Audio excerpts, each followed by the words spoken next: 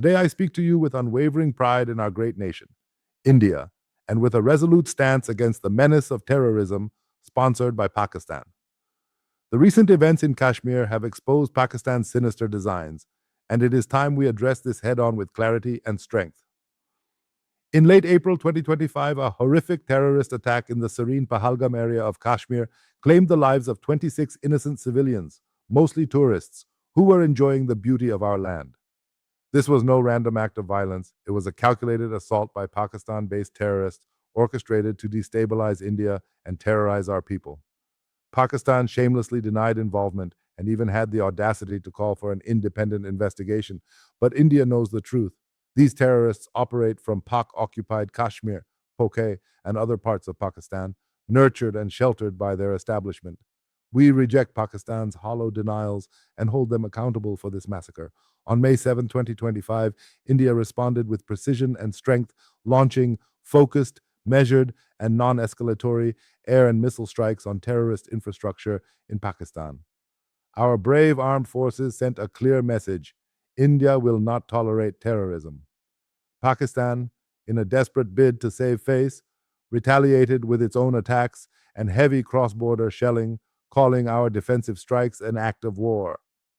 Over the next few days, both nuclear-armed nations traded fire with drones, missiles, and artillery, marking the worst military clash in decades. Dozens of military personnel and civilians were killed amid this spiral of hostilities. But let me be clear, India's actions were in self-defense, to protect our sovereignty and our people from Pakistan's proxy war. The crisis raised international alarm about the risk of a wider war, but India's resolve never wavered. We acted to neutralize the terrorist threat emanating from Pakistan, a nation that has long harbored groups like Lashkar-e-Taiba and Jaish-e-Mohammed, responsible for countless attacks on our soil. By May 10, 2025, intense diplomatic efforts culminated in a ceasefire agreement, effective immediately at 5 p.m. IST. India's Foreign Secretary Vikram Misri announced that the Director Generals of military operations from both sides had spoken and agreed that both sides would stop all firing and military action as instructed by their leadership. This was a full-fledged ceasefire, requiring an immediate cessation of cross-border shelling, missile strikes, drone attacks, and air raids.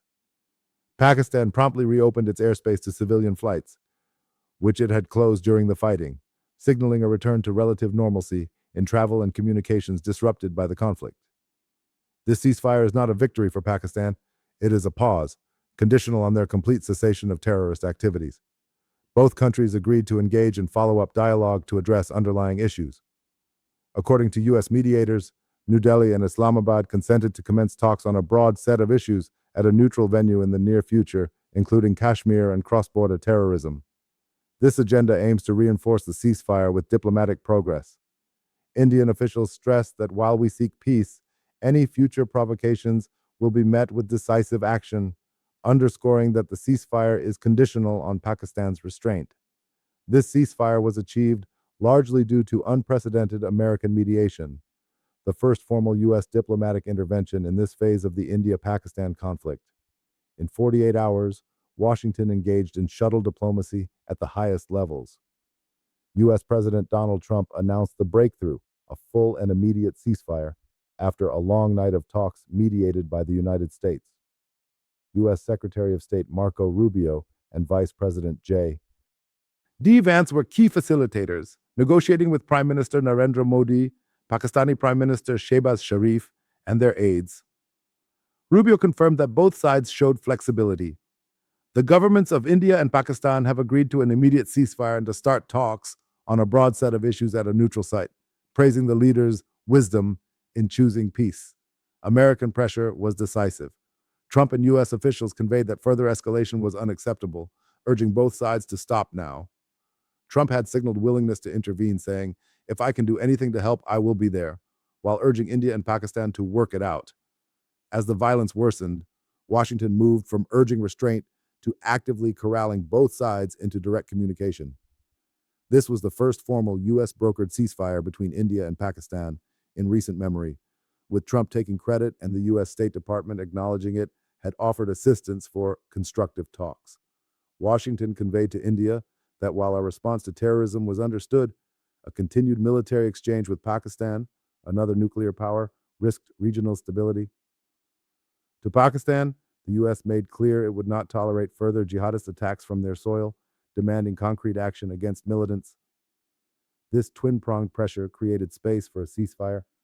Allies like Saudi Arabia, Turkey, China, the UK, and others amplified the U.S. message, with reports of 36 countries involved in back-channel diplomacy. Yet, the U.S. led the charge, succeeding where others failed. During negotiations, India's primary demand, backed by the U.S., was that Pakistan rein in terrorist organizations. The U.S. demanded Pakistan eliminate terrorism with zero tolerance, aligning with India's insistence on verifiable action against groups like Lashkar-e-Taiba and Jaish-e-Mohammed. U.S. State Department spokesperson Tammy Bruce underscored that holding the perpetrators of the Kashmir attack accountable was critical, affirming that the U.S. has, for decades, called for no safe havens for terrorists.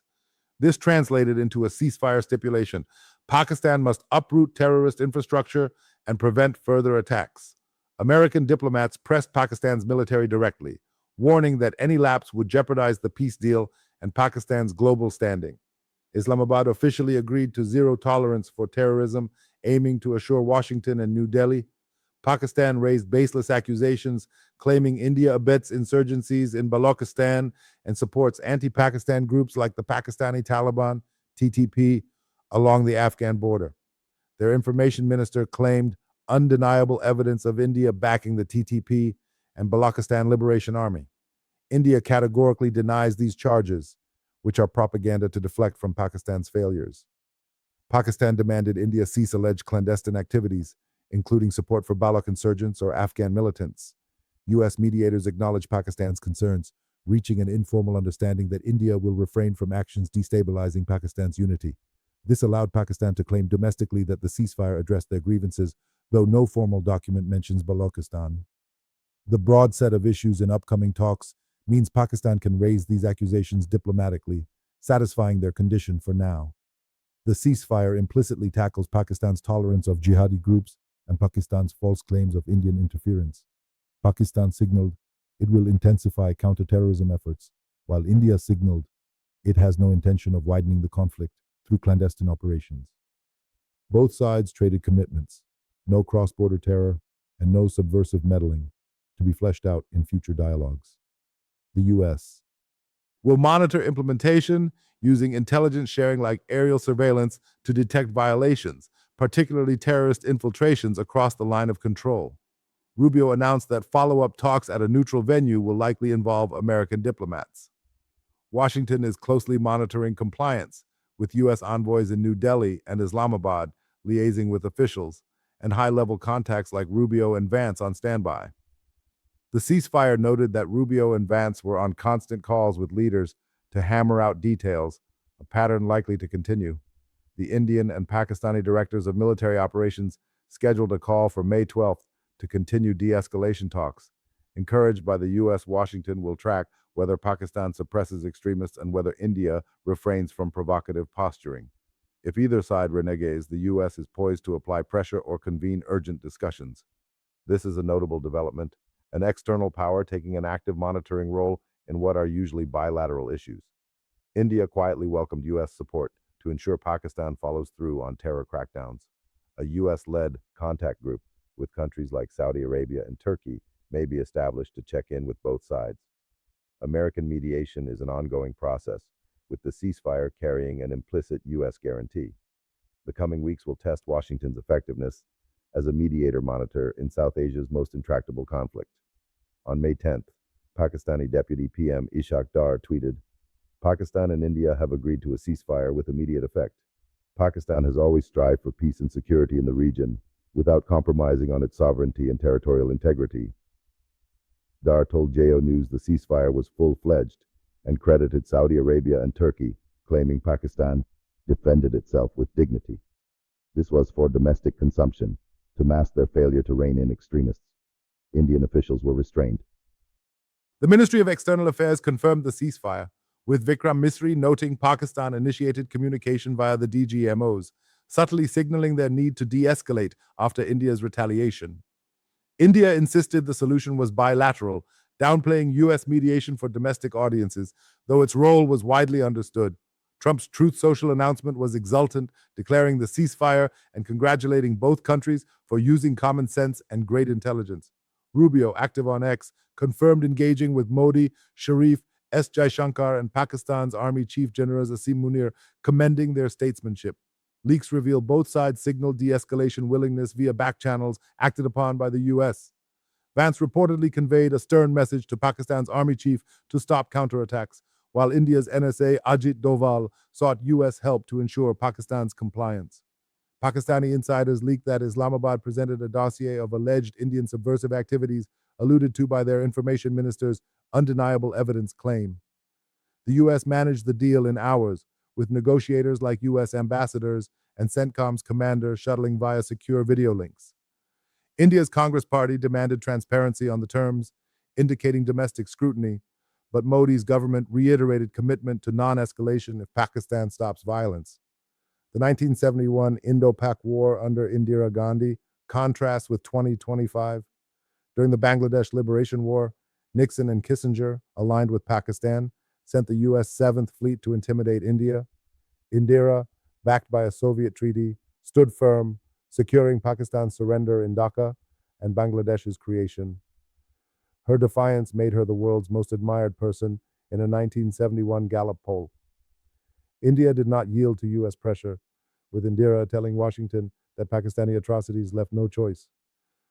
In 2025, Modi, seen as a strong nationalist, accepted U.S. mediation rather than dictating terms. In 1971, India had Soviet backing in a pre-nuclear era. In 2025, nuclear risks and U.S. partnership constrained Modi. Unlike Indira's public rebuff, Modi quickly welcomed U.S. intervention, agreeing to a ceasefire within 3 days of India's strikes. Critics noted Indira had the guts to withstand Nixon's threats, while Modi surrendered over a phone call. This is harsh. Modi avoided all-out war, but his cooperation with the U.S. contrasted with Indira's defiance. Modi achieved objectives. Punitive strikes on terror camps demonstrated India's reach, sellable as a domestic victory.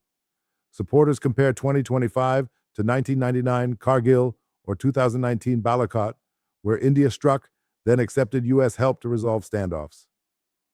Modi's ceasefire fits nuclear-era logic. Avoid pushing a nuclear rival into a corner. Indira's 1971 approach was pre-nuclear, with superpower backing. Indira confronted the U.S. diplomatically, briefing the world on India's cause, while Modi downplayed U.S. involvement, conscious of not appearing to bow to pressure.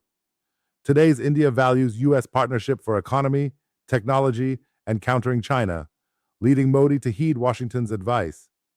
Indira's non-aligned, Soviet-leaning India could defy an antagonistic U.S.